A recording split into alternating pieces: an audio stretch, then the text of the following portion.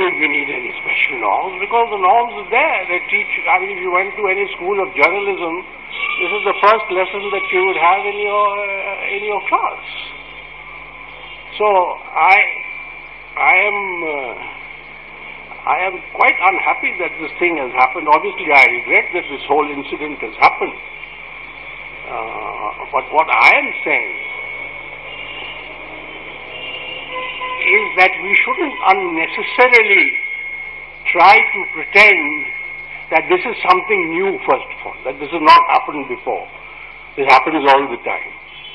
And that this is something which journalists do not know how to combat, or what should they, I mean, everybody knows this. So I think we should look at it from that point of view. I may be wrong, maybe this is a new problem, but I don't think it's a new problem. And I think the rules are already there. But I would welcome any effort to form any further groups, further deliberations on this matter. Maybe something new will be thrown up. But for the moment, I can't see anything. Thank you very much.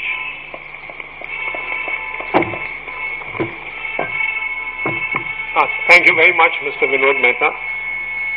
But you have also said that if a group is constituted, which has representatives from the other media, the Editors Guild could definitely sit down, put its head together and form guidelines. Though at this point of time, the rules are very clearly laid out. These have existed, even though not in a written form.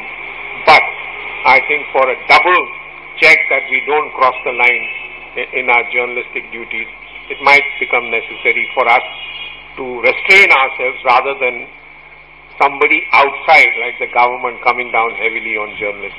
Thank you very much indeed. Can I now request Mr. Sunil Jain to offer his views? Thank you.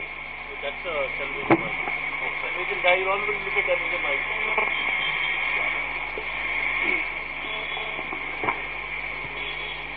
Yeah, take it. Yeah, that's fine, that's fine. Thanks, Ram.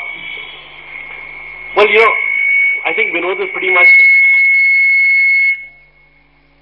That while we're all shocked at whatever has happened, some of us are less shocked. I'm frankly a lot less shocked than Vinod is.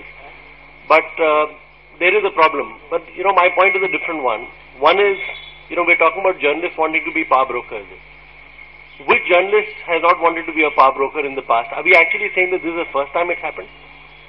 I think the problem that with some of these journalists is that perhaps they were doing something with their newspapers did on an organized basis earlier on. If you look at the Times of India, it has private treaties. Most major newspapers, whether they're in languages or other things, even television channels have private treaties. What are private treaties apart from the same thing? Yeah? So I think we should be a lot less sanctimonious than we are being. So, you know, this has happened in the past. Organizations have done it in the past. In fact, you know, when we're talking about fixing things, I think, Ram, one of the biggest problems you're going to find is that you haven't been able to tackle the paid news part. So there's been that report by Paranjoy. What's happened after that?